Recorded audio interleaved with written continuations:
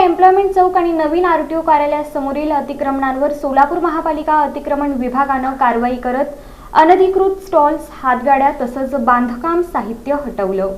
सोलापूर शहरातील वाहतूक सुरळीत ठेवण्यासाठी आणि रस्ते मोकळे करण्याच्या उद्देशाने सोलापूर महानगरपालिका अतिक्रमण प्रतिबंधक विभागाच्या कारवाईत जुना एम्प्लॉयमेंट चौक तसंच नवीन आरटीओ कार्यालयासमोरील परिसरातील अतिक्रमण हटवण्यात आली।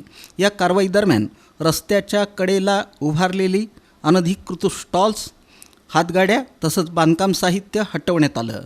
यामुळे परिसरातील वाहतुकीला अडथळा निर्माण होत होता। नागरिकांकडून वारंवार येणाऱ्या तक्रारींच्या पार्श्वभूमीवर प्रशासनानं ही मोहीम राबवली। कारवाई दरम्यान काही व्यावसायिकांनी विरोध दर्शवण्याचा प्रयत्न केला, मात्र प्रशासनानं ठाम भूमिका घेत अतिक्रमण हटवण्याचं काम पूर्ण केलं।